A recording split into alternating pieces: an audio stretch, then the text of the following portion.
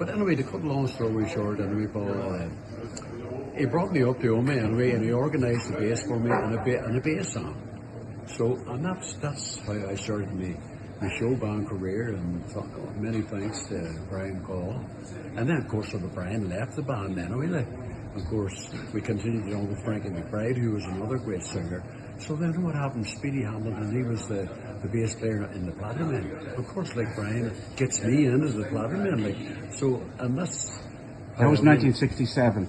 I don't know what the year. Yeah. Forget about years, but that's he went and joined the Plattermen. You see that? Yeah. He left the Polka Dots. Yeah. So then, of course, Speedy Hamilton left the band, so they were looking for bass player and singer. So I wasn't really suited because I was singing Cliff Richard's cheesy songs in them days. You know what I mean? Like, Live and Doll. Do you remember that song? Me in. I sang all them. Yeah. Them all, Paul. Yeah. But that's how I got to get into the Plattermen. Was Brian got me into the Polka Dots and the Plattermen. Yeah. We kind of changed our image. Then we kind of left the suits, so we went casual, and we started doing all this American music, Blood, Sweat and Tears, in Chicago.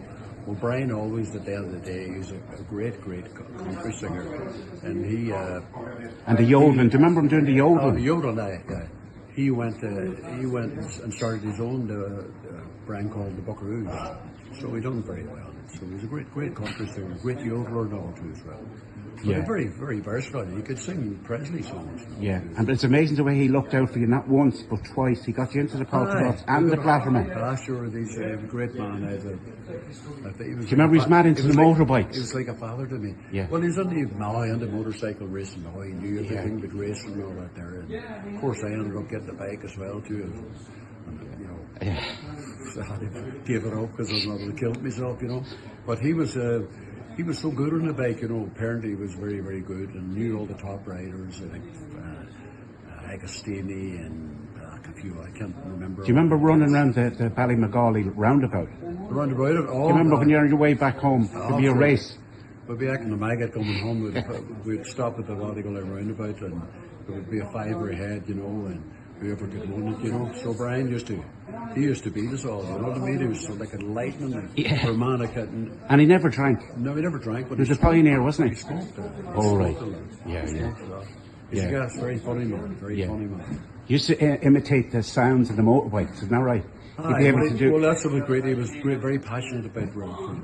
Yeah. I think he wanted to go into motorcycle racing, but I think when they get married or something, I don't know his circumstances. Right, yeah. But I mean, he would drop. He wouldn't be doing gigs. Forget about putting on gigs. If there's any of the big races in England, or Brands Hatch and all that. That's it. Forget it, lads. I mean, I'm going to the motorcycle race. Of course, he was such a big... So he was a great friend from Oma. He's from Oma. And also then you had Ray Moore, Pat Chesters and Leo Durham. Yeah, they're all Oma fans, yeah. Ray Moore was a great help to you too. He was a great character. Aye, they were all fine people to work for. They were great musicians on the brass section and everything, weren't they? Oh, the brass section was terrific. They're probably one of the best brass section of all the show bands. They had 4 brass, you know, and most of the show bands would have had 3, and maybe some would have had 2, you know what I mean?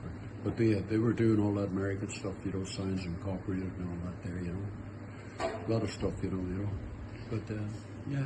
And the venues then were the ballrooms. There was no kind of Daly's pub where we're in now. It was all ballrooms around Oma. Can you remember the ballrooms around Oma and Derry? Well, you had Carrickmore, and you had the hotel there, and the main street there, the Royal Arms. The Royal Arms. You had INF.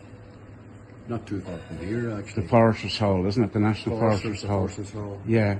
I think that's about it. They were the 3 main ones anyway. Well, around this area. Yeah. I think every more or less town had a ballroom, you know. Right. You know, the ballrooms were a big thing. Yeah.